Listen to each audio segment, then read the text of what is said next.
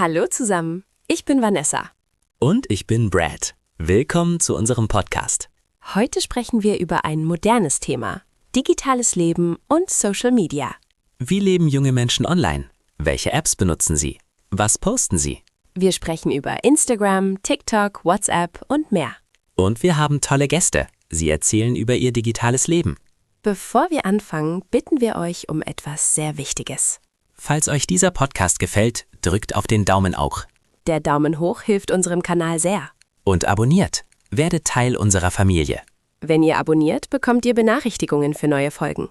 In den Kommentaren könnt ihr uns schreiben, wie viele Stunden verbringt ihr online? Oder welche Social Media App ist eure Lieblings-App? Teilt diesen Podcast mit euren Freunden und eurer Familie. Das PDF findet ihr in der Beschreibung. Es hat alle Wörter und alle Erklärungen. Heute lernt ihr, wie man über digitales Leben spricht, welche Apps beliebt sind und wie Social Media funktioniert. Okay, jetzt beginnen wir. Seid ihr bereit? Ja, sehr bereit. Lass uns anfangen. Brad, erzähl mir, welche Social Media Apps sind in Deutschland beliebt? Das ist eine gute Frage. Junge Deutsche benutzen viele verschiedene Apps. Welche sind die wichtigsten? Die wichtigsten sind WhatsApp, Instagram, TikTok und Snapchat. Was ist die beliebteste App? WhatsApp. Fast jeder junge Deutsche hat WhatsApp, Warum ist WhatsApp so beliebt? weil man damit Nachrichten schreiben kann. Kostenlos. Und man kann Fotos und Videos schicken. Benutzen die Deutschen noch SMS? Kaum noch. SMS ist altmodisch. Alle benutzen WhatsApp. Was macht man auf Instagram? Auf Instagram postet man Fotos und Videos. Man zeigt sein Leben. Was für Fotos posten die Leute? Alles Mögliche. Selfies, Essen, Reisen, Freunde, Natur. Posten sie jeden Tag? Manche ja. Manche posten mehrmals am Tag. Andere nur einmal pro Woche. Was sind Instagram Stories? Stories sind kurze Videos oder Fotos. Sie verschwinden nach 24 Stunden. Warum posten Leute Stories? Weil Stories spontaner sind. Man zeigt, was man gerade macht. Und TikTok, was ist das? TikTok ist eine App für kurze Videos. Meistens 15 bis 60 Sekunden. Was für Videos? Tanzvideos, lustige Videos, Kochvideos, Lernvideos. Alles. Ist TikTok nur für junge Leute? Hauptsächlich. Die meisten Nutzer sind zwischen 15 und 25. Was ist Snapchat? Snapchat ist ähnlich wie Instagram Stories. Man schickt Fotos, die verschwinden. Ist Snapchat noch beliebt? Ja, aber nicht so beliebt wie früher. Viele sind zu Instagram gewechselt. Benutzen Deutsche auch Facebook? Ältere Leute ja, aber junge Menschen nicht so viel. Sie sagen, Facebook ist für ihre Eltern. Das ist lustig. Was ist mit Twitter? Twitter heißt jetzt X. Manche junge Deutsche benutzen es, besonders für Nachrichten und Politik. Und YouTube? YouTube ist sehr beliebt. Fast jeder schaut Videos auf YouTube. Was schauen Sie? Musikvideos, Tutorials, Vlogs, Gaming-Videos, Comedy. Gibt es auch deutsche YouTuber? Ja, sehr viele. Manche haben Millionen Follower. Was ist ein Follower? Ein Follower ist jemand, der deinem Profil folgt, der deine Posts sieht. Wie wichtig sind Follower? Für manche sehr wichtig, für andere nicht. Es hängt von der Person ab. Gibt es auch Probleme mit Social Media? Ja, manche Menschen verbringen zu viel Zeit online. Sie werden süchtig. Was bedeutet süchtig? Süchtig bedeutet, man kann nicht aufhören. Man braucht es immer. Das klingt gefährlich. Es kann gefährlich sein. Deshalb ist es wichtig, eine Balance zu finden. Willkommen zurück. Jetzt haben wir Laura bei uns. Hallo Laura. Hallo Vanessa. Ich freue mich sehr, hier zu sein. Wir freuen uns auch. Laura, du arbeitest als Social Media Managerin, richtig? Ja, genau. Ich manage die Social Media Kanäle für eine Modemarke. Das klingt spannend. Was machst du genau? Ich erstelle Content für Instagram, TikTok und Facebook. Was ist Content? Content sind Inhalte. Fotos, Videos, Texte. Alles, was wir posten. Wie sieht dein Arbeitstag aus? Ich beginne um 9 Uhr. Zuerst checke ich alle Kommentare und Nachrichten. Bekommst du viele Nachrichten? Ja, jeden Tag Hunderte. Von Kunden, von Followern, von Influencern. Was sind Influencer? Influencer sind Personen mit vielen Followern. Sie beeinflussen ihre Follower. Arbeitest du mit Influencern? Ja, wir schicken ihnen Produkte. Sie posten darüber. Das ist Influencer-Marketing. Ist das effektiv? Sehr effektiv. Wenn ein Influencer etwas empfiehlt, kaufen viele Menschen es. Was machst du nach den Nachrichten? Ich plane neue Posts. Ich überlege, was posten wir heute? Was morgen? Wie oft postet ihr? Auf Instagram 2-mal am Tag, auf TikTok 3- bis 4-mal. Das ist viel Arbeit. Ja, aber es macht Spaß. Ich liebe kreative Arbeit. Machst du auch die Fotos? Manchmal. Manchmal arbeite ich mit einem Fotografen zusammen. Was fotografiert ihr? Unsere Kleidung. Models tragen unsere Mode. Wir machen schöne Bilder. Bearbeitest du die Fotos? Ja, ich benutze Apps wie Lightroom oder VS Code. Ich mache Farben schöner, ich schneide Bilder zu. Wie lange dauert das? Pro Foto 10 bis 30 Minuten. Manchmal länger. Schreibst du auch Texte? Ja. Jeder Post braucht eine Caption. Das ist der Text unter dem Foto. Was schreibst du? Ich beschreibe das Produkt. Ich stelle Fragen. Ich mache die Leute neugierig. Benutzt ihr Hashtags? Ja, viele. Hashtags helfen Menschen, unsere Posts zu finden. Wie viele Hashtags? Auf Instagram 10 bis 15, auf TikTok 5 bis 10. Welche Hashtags benutzt ihr? Zum Beispiel Mode, Fashion, Outfit, Style, Shopping. Schaust du auch die Statistiken? Ja, jeden Tag. Ich schaue, wie viele Likes, wie viele Kommentare, wie viele neue Follower. Warum sind Statistiken wichtig? Weil sie zeigen, was funktioniert. Welche Posts die Leute mögen. Was passiert, wenn ein Post nicht gut läuft? Dann analysiere ich, warum. War das Foto schlecht? War die Zeit falsch? Gibt es eine beste Zeit zum Posten? Ja, für unsere Marke ist abends gut, zwischen 18 und 20 Uhr. Warum? Weil die Leute dann online sind, nach der Arbeit. Arbeitest du auch am Wochenende? Manchmal. Social Media schläft nie. Aber ich versuche am Wochenende frei zu haben. Ist dein Job stressig? Manchmal, besonders wenn wir eine Kampagne haben. Dann ist es sehr hektisch. Was ist eine Kampagne? Eine große Aktion. Wir launchen ein neues Produkt oder machen einen Sale. Was ist dein Lieblingsteil vom Job? Wenn ein Post viral geht, das bedeutet, sehr viele Menschen sehen ihn. Wie oft passiert das? Nicht oft. Aber wenn es passiert, ist es fantastisch. Hast du einen Tipp für Leute, die auch Social Media Manager werden wollen? Ja, seid kreativ, seid authentisch und lernt immer weiter. Social Media ändert sich ständig. Vielen Dank, Laura. Viel Erfolg. Danke. Tschüss. Willkommen zurück. Unser nächster Gast ist Felix. Hallo Felix. Hey Brad, wie geht's? Mir geht's super. Felix, du machst Videos auf TikTok, richtig? Ja, ich bin TikTok-Creator. Ich habe 200.000 Follower. 200.000? Das ist viel. Ja, das hat lange gedauert. Aber jetzt wachse ich schnell. Was für Videos machst du? Ich mache Comedy-Videos. Kurze, lustige Sketche. Über was? Über Alltag. Über Schule, Familie, Freunde. Situationen, die jeder kennt. Kannst du ein Beispiel geben? Zum Beispiel, wie Leute sich verhalten, wenn sie ihr Handy nicht finden. Das ist sehr lustig. Wie lange dauert ein Video? Meistens 30 bis 60 Sekunden. TikTok mag kurze Videos. Wie oft postest du? Jeden Tag. Manchmal zweimal am Tag. Der Algorithmus mag Regelmäßigkeit. Was ist ein Algorithmus? Der Algorithmus entscheidet, welche Videos die Leute sehen. Wenn man oft postet, zeigt er deine Videos mehr. Wie machst du deine Videos? Ich filme mit meinem Handy. Ich brauche keine teure Kamera. Wo filmst du? Zu Hause, in meinem Zimmer, manchmal draußen. Wie lange dauert es, ein Video zu machen? Von Idee bis fertiges Video ungefähr 2 bis 3 Stunden. So lange? Ja, ich muss die Idee entwickeln, filmen, schneiden, Musik hinzufügen. Was bedeutet schneiden? Schneiden bedeutet das Video bearbeiten, Teile löschen, Effekte hinzufügen. Welche App benutzt du? Ich benutze TikTok selbst. Die App hat gute Editing-Tools. Benutzt du auch Musik? Ja, fast immer. Musik macht Videos besser, lustiger oder emotionaler. Woher kommt die Musik? TikTok hat eine große Musikbibliothek. Man kann jeden Song benutzen. Gibt es Trends auf TikTok? Ja, jeden Tag neue Trends. Ein Song wird beliebt, eine Challenge, ein Effekt. Was ist eine Challenge? Eine Challenge ist eine Aufgabe. Zum Beispiel tanze diesen Tanz oder mache diesen Witz. Machst du bei Challenges mit? Ja, wenn sie zu meinem Content passen. Trends helfen, mehr Views zu bekommen. Was sind Views? Views sind Aufrufe, wie viele Menschen dein Video gesehen haben. Wie viele Views bekommst du? Unterschiedlich. Manche Videos bekommen 10.000, manche 1 Million. 1 Million? Das ist unglaublich. Ja, wenn ein Video viral geht, ist es verrückt.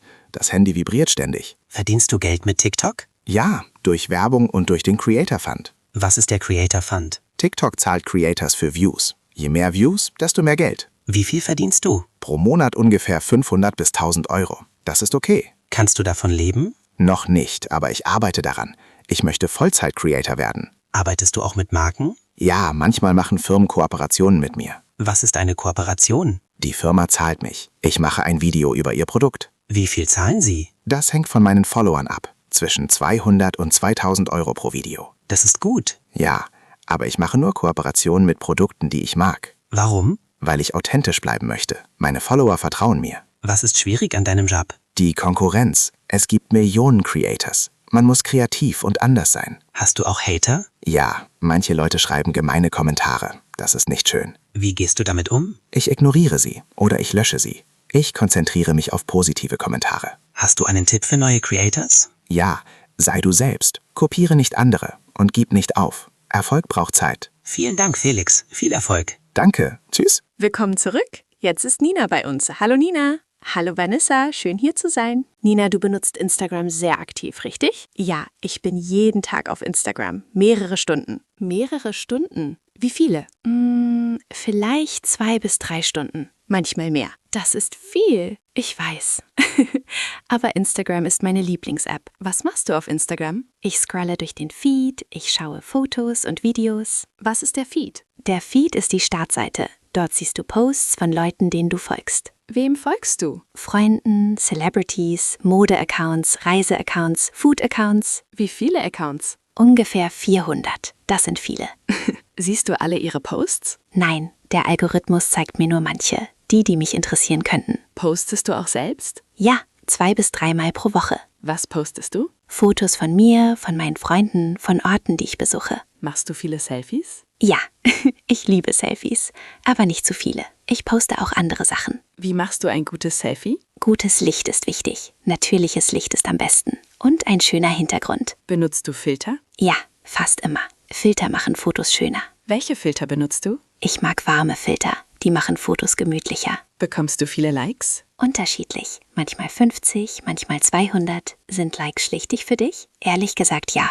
Wenn ich viele Likes bekomme, fühle ich mich gut. Und wenn du weniger bekommst, dann bin ich ein bisschen enttäuscht. Aber ich versuche das zu ignorieren. Postest du auch Stories? Ja, fast jeden Tag. Stories sind spontaner als normale Posts. Was zeigst du in Stories? Meinen Tag. Was ich esse, wo ich bin, mit wem ich bin. Benutzt du Sticker in Stories? Ja, Sticker sind lustig. Umfragen, Fragen, Musik, GIFs. Was ist eine Umfrage? Eine Umfrage ist eine Frage mit 2 Antworten. Die Leute können abstimmen. Zum Beispiel Pizza oder Pasta, Kaffee oder Tee. Die Leute lieben sowas. Antwortest du auf Nachrichten? Meistens ja, aber manchmal sind es zu viele. Bekommst du auch DMs von Fremden? Ja, manchmal.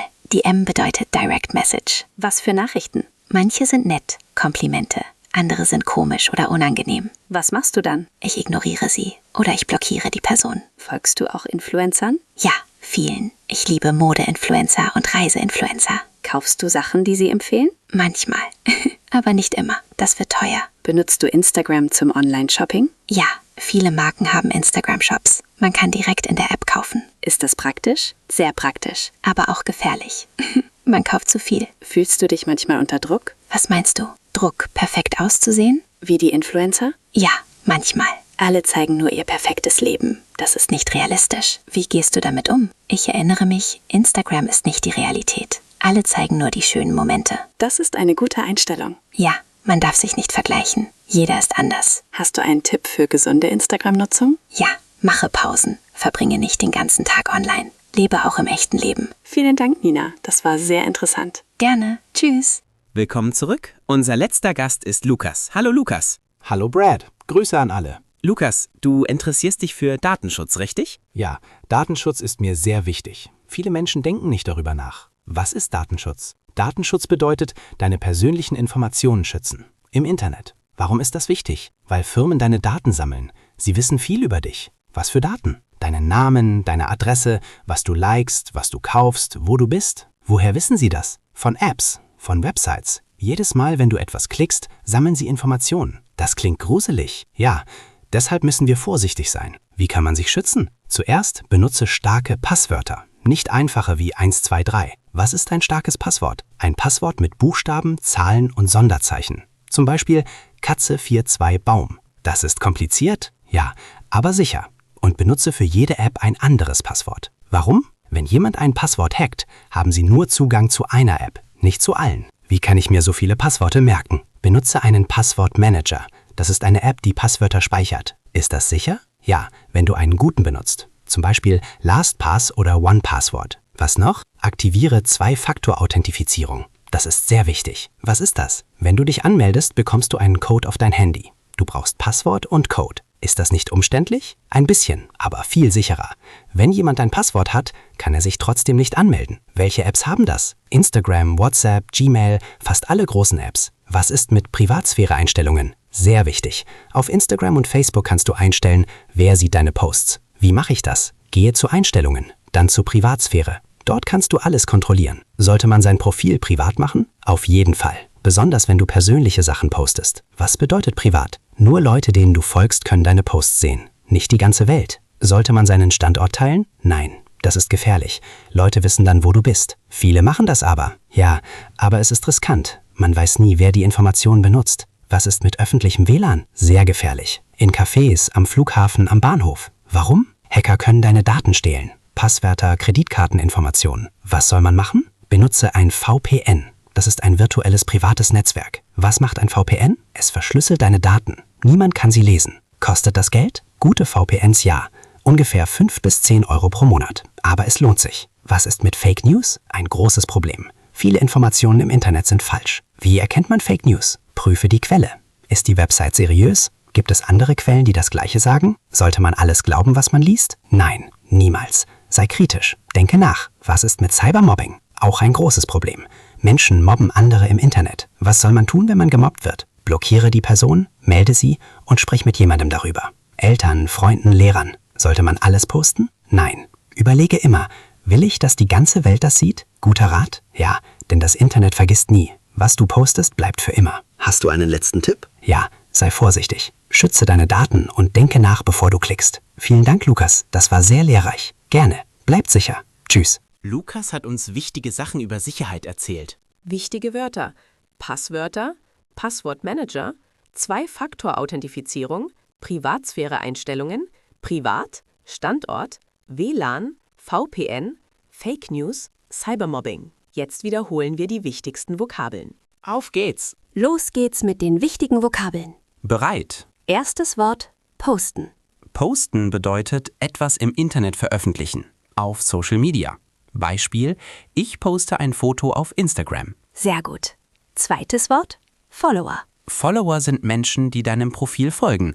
Sie sehen deine Posts. Beispiel: Ich habe 1000 Follower. Perfekt. Drittes Wort: Hashtag. Ein Hashtag ist ein Wort mit einem Rautezeichen davor. Es hilft, Posts zu finden. Beispiel: Mein Post hat den Hashtag Mode. Ausgezeichnet.